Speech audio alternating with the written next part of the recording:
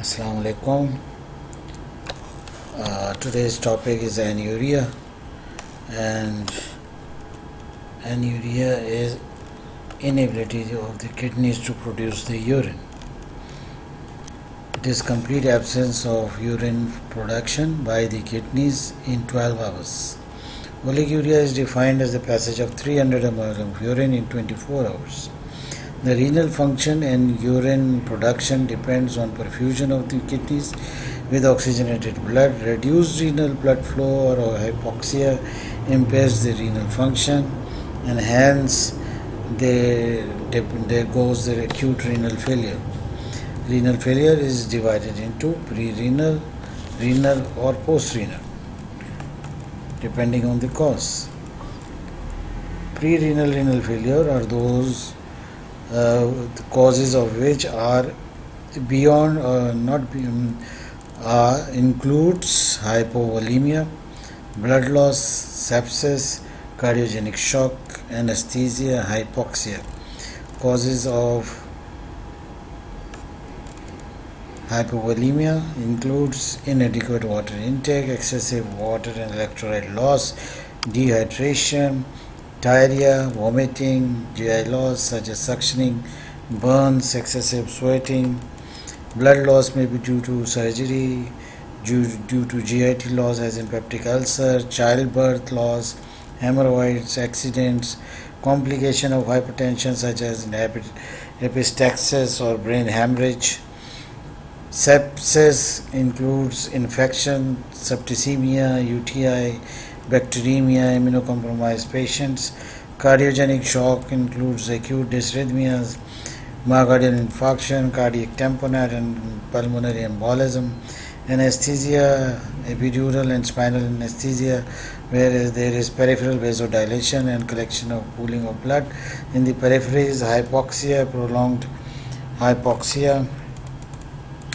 Renal causes includes kidneys being affected by drugs, poisons, contrast medium, eclampsia, myoglobinuria, incompatible blood transfusion, and disseminated intravascular coagulation.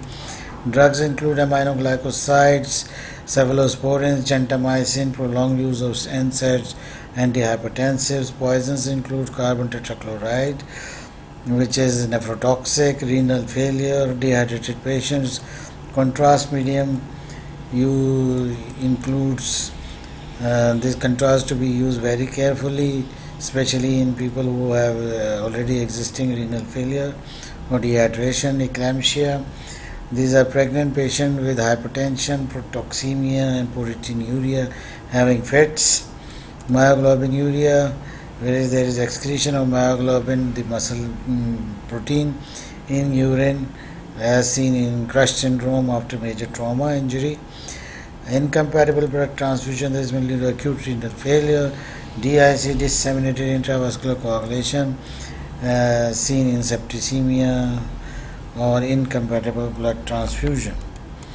Post-renal anuria includes problems in kidneys, ureter, bladder, urethra, ureteric calculi, pelvic malignancy, surgery, retroperitoneal fibrosis, crystalluria, schistosomiasis. Renal or ureteric calculi, it is the most common cause of acute obstruction leading to anuria. The stone may be present in the ureter. In any place, patient may have unilateral or bilateral renal disease. Patient may have one functioning and one non-functioning kidney. One functioning kidney may have stone.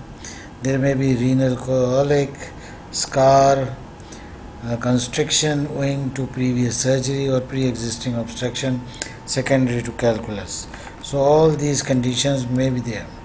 Pelvic malignancy, it may be single or both ureters involving bladder, prostate, cervix, uterus, ovaries, rectum. Any of them or these organs may be involved in carcinoma, and they may cause the obstruction to the flow of the urine.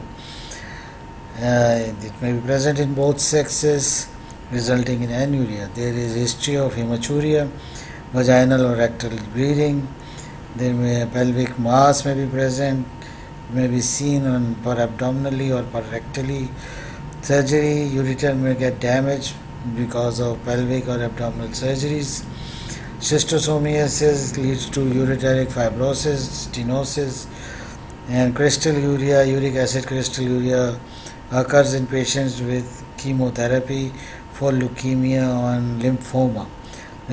Prophylactic treatment is with allopurinol. Clinical aspects. Clinical aspects of the following should be seen, taken care of. Is urine being produced? Need catheterization if it is being produced, and if it is present in the bladder, then catheterization should be done.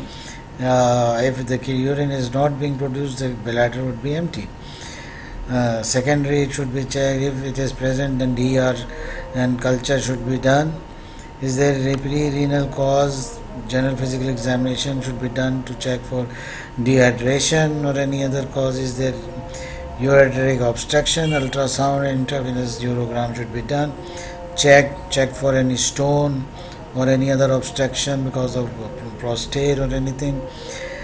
Recent drugs should be checked. If there is any nephrotoxic drugs, that should be removed. Progress of chronic renal failure, shrunken kidneys, anemia, urea creatinine electrolyte should be checked. Follow-up should be done. If it is increasing, then that is heralding. Management, acute renal failure, renal necrosis has three phases: oliguria, diuretic phase, and recovery phase. Oliguric phase, the first phase where there is urine is less, the restoration of circulating volume or deficiency with correction of hypoxia. Mannitol may be used, furosemide diuretic may be used, fluid output monitored. Input should be equal to output plus 500 to 800 ml depending on the season. In hotter season it should be 800 ml, and in winter season it should be 500 ml per 24 hours. Serum potassium should be monitored. If it is serum potassium is high, then calcium resonant enema should be given so that potassium may be excreted out. Second phase is diuretic phase, that lasts for 8 to 10 days. Sodium and potassium occurs. Third phase is the recovery phase, that includes nutritional support to the patient, antibiotic for any infection that may occur. Nursing care should be done so that patient may get up as soon as possible. Reference: Short Practice of Surgery by Bell and Love, 26th edition. And thank you very much.